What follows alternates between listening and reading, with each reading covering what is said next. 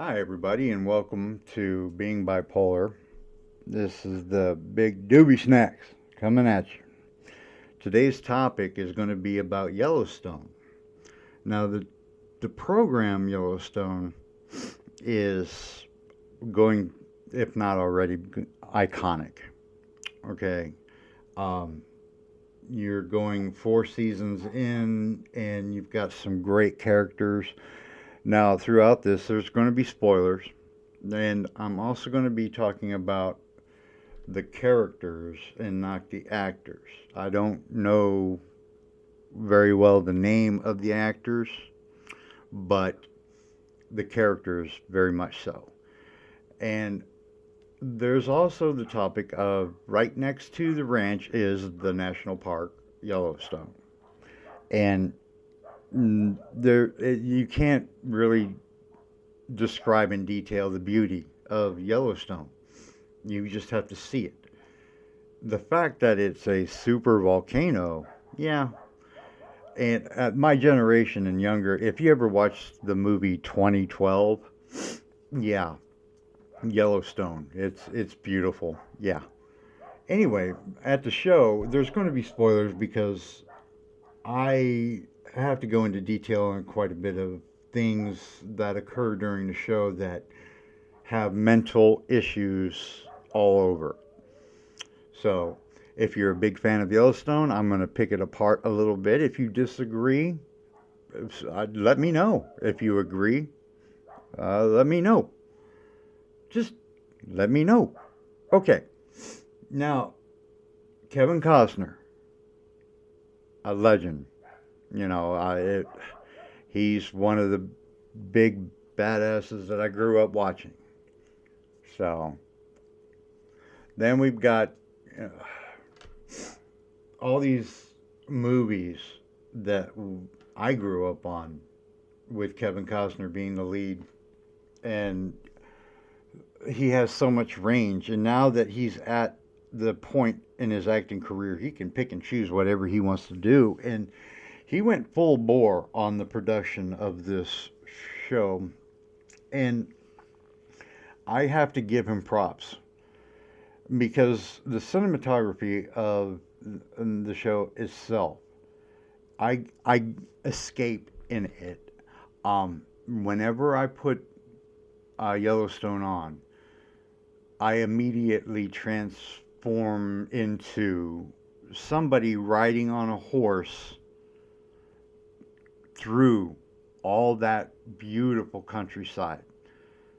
I picture myself in that peaceful, calm surrounding.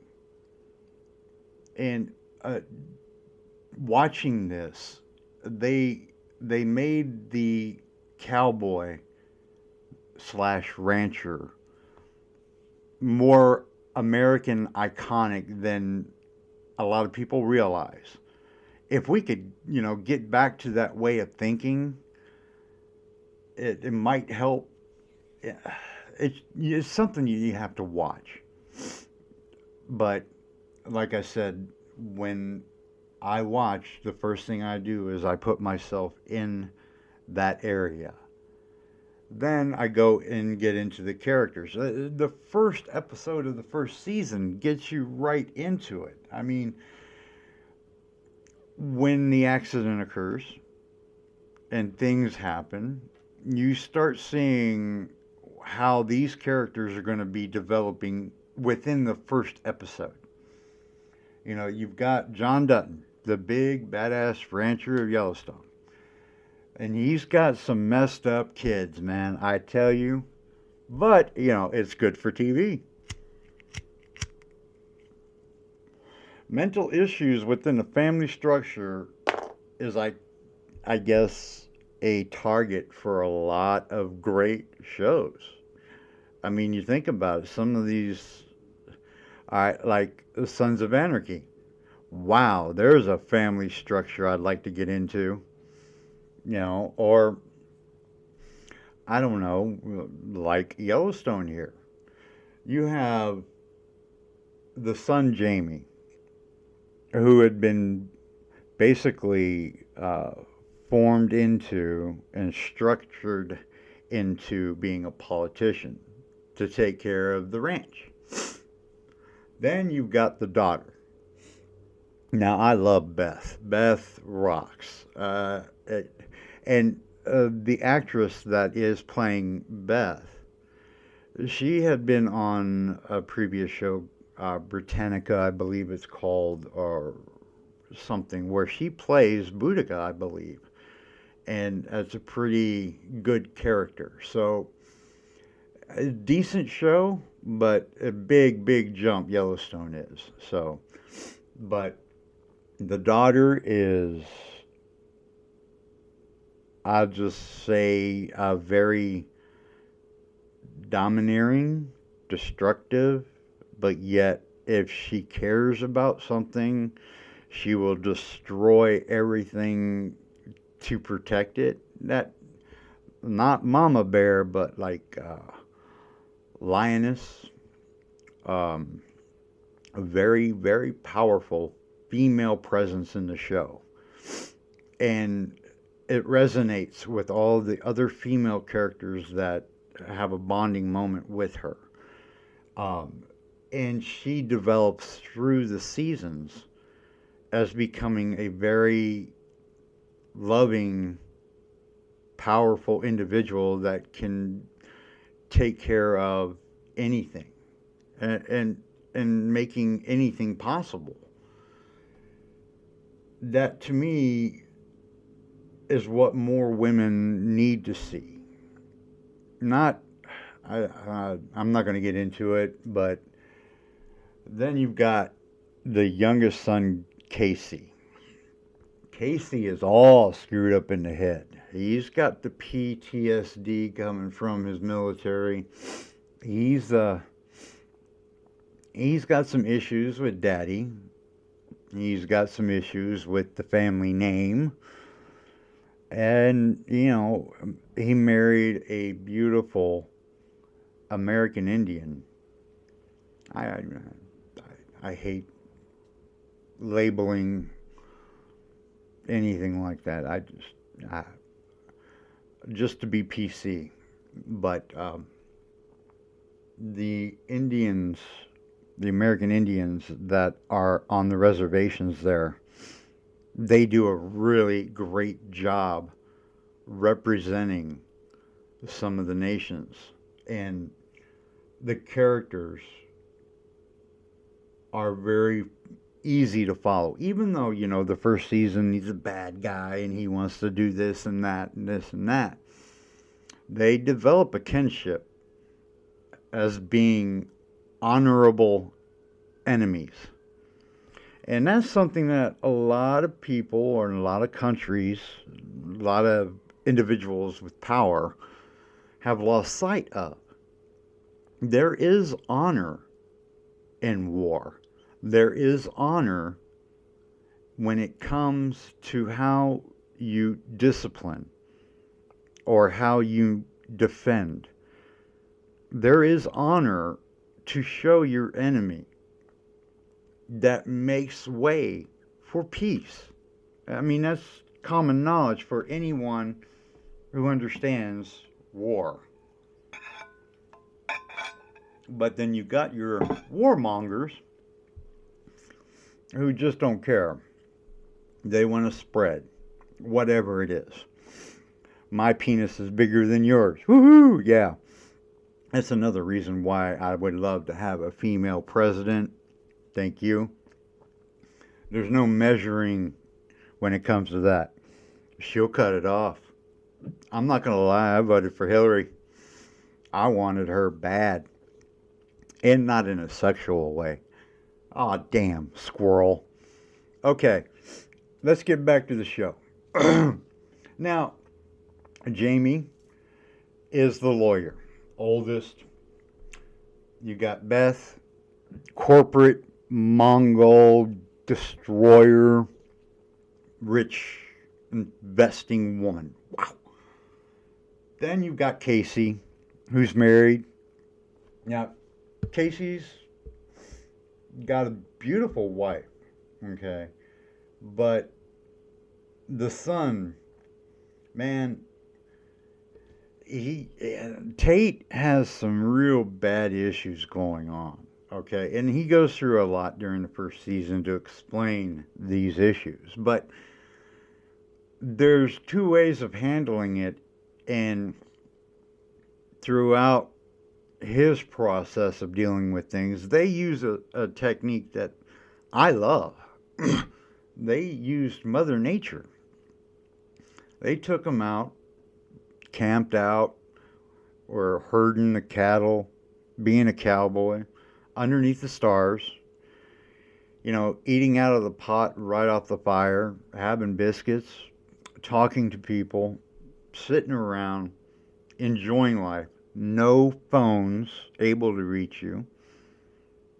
That, that is some of the greatest therapy there is. Rich people pay big money to do these kinds of things for therapy. Rich people, okay? Us everyday other people, we can't afford that shit. If I want to get underneath the stars, I've got to walk half a block just to see up. And with all the lights in town and cities, you don't get to see much.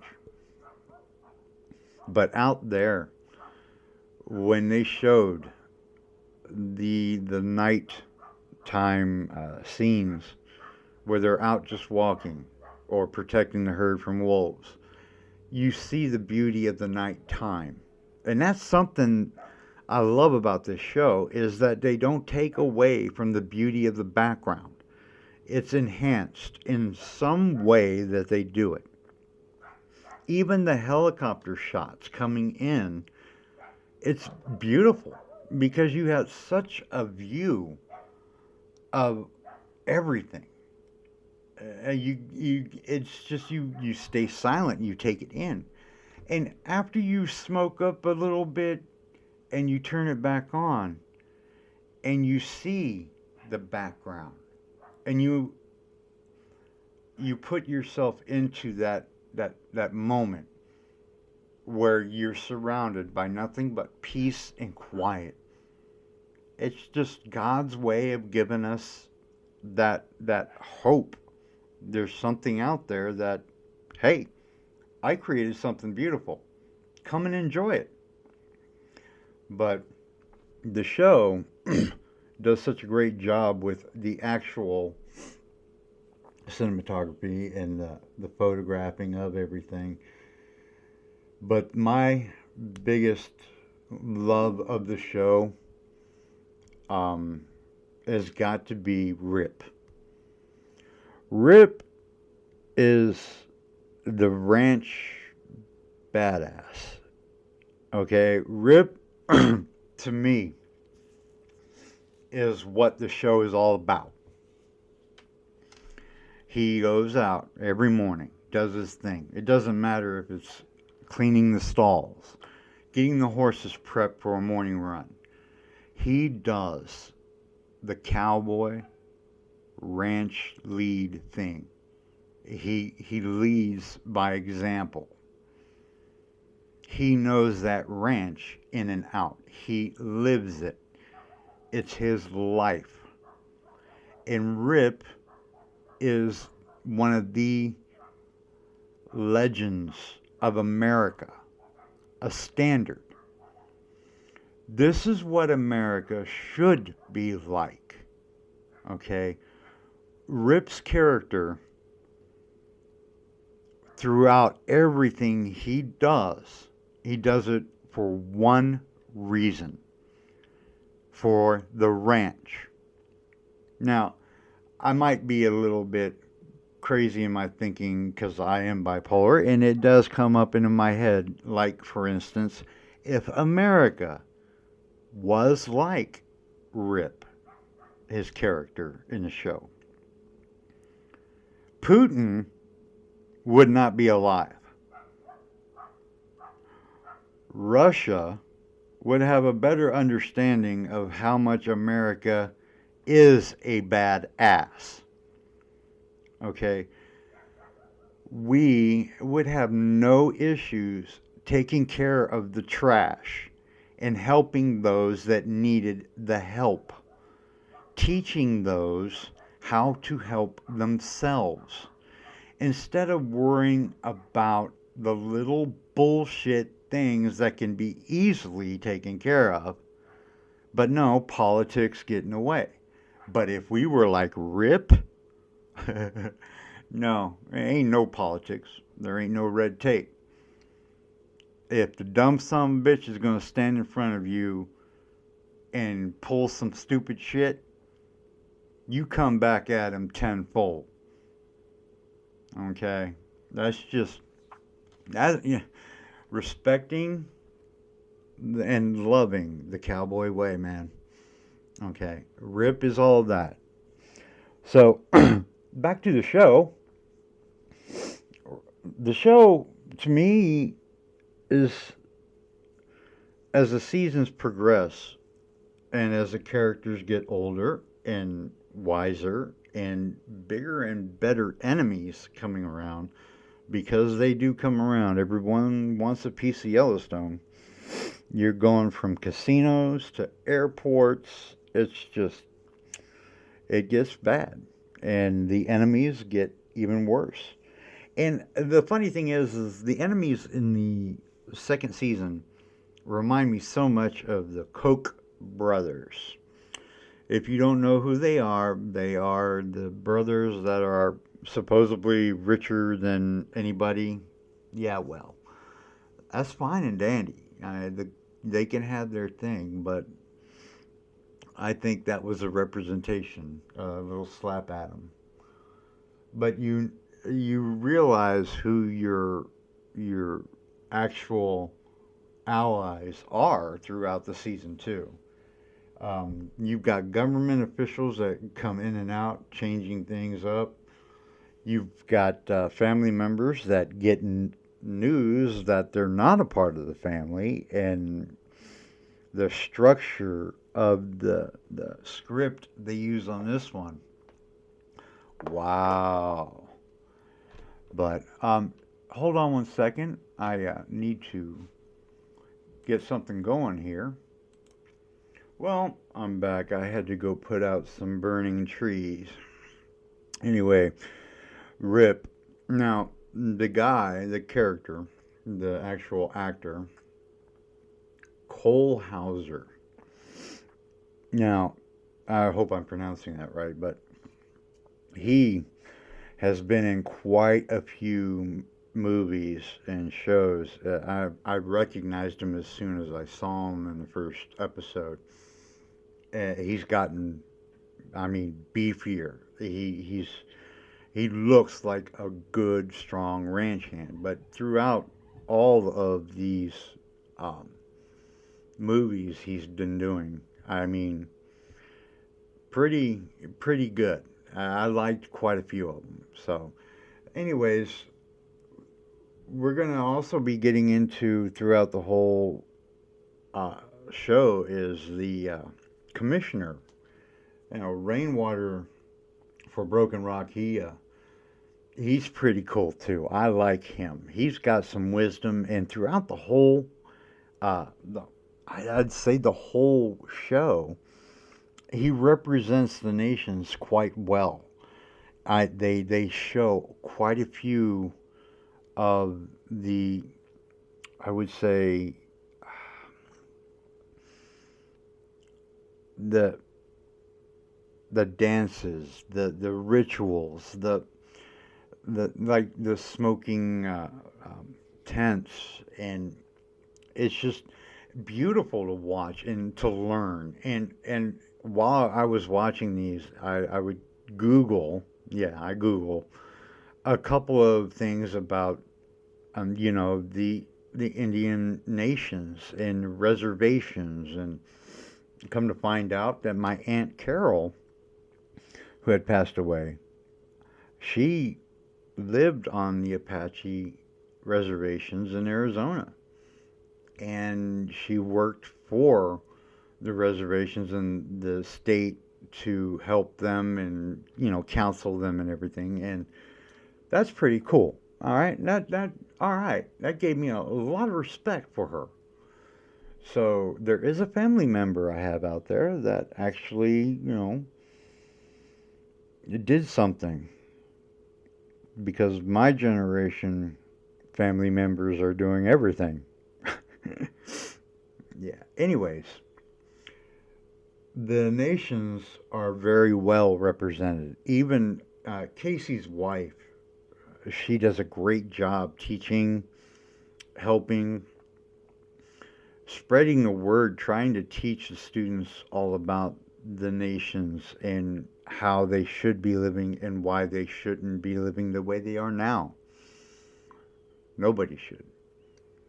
So, thing is Yellowstone to me represents a lot of mental issues in a family structure.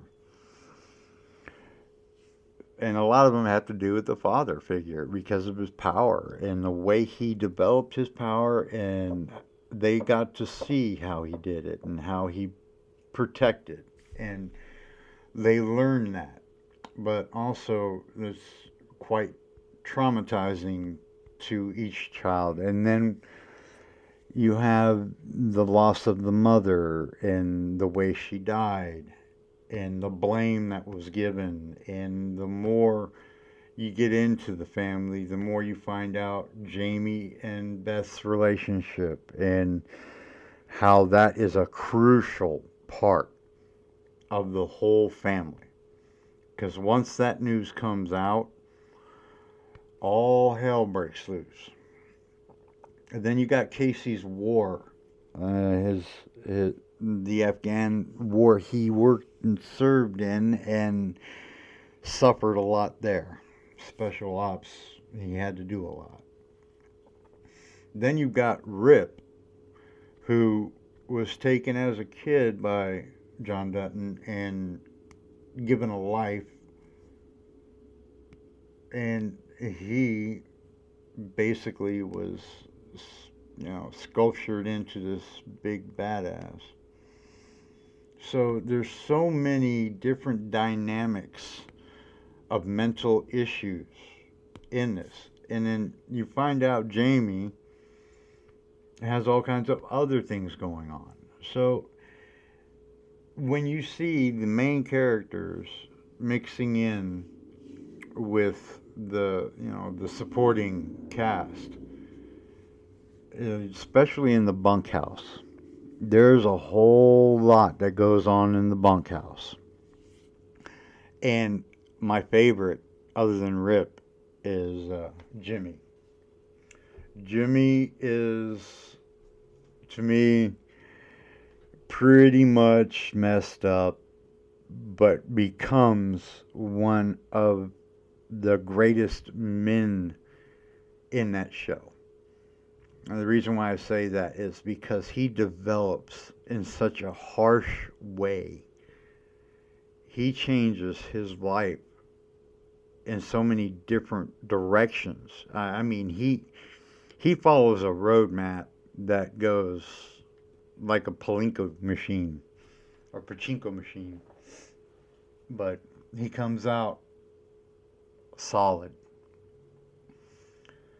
There's a lot of fun things that happen in that bunkhouse, and then you got some characters that come in and out, and they always end up at the train station. Now, if you end up at the train station, you ain't coming back. It's a hell of well, I'm sorry, I'm not gonna bust that one.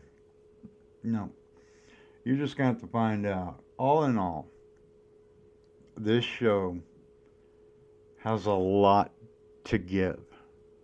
If you put yourself into the show like I do, and a lot of us with mental issues do that, just relax and let the show take over.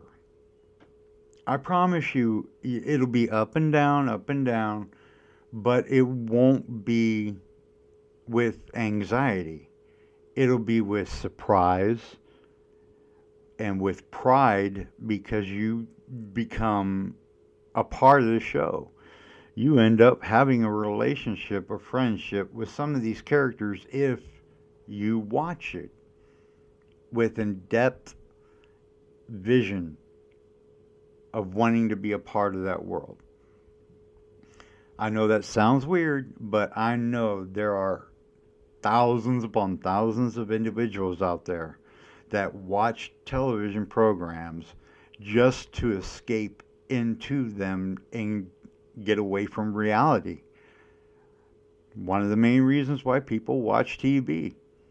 So if you're one of those individuals that escapes into it and becomes a part of it, then one of these days, please try it out.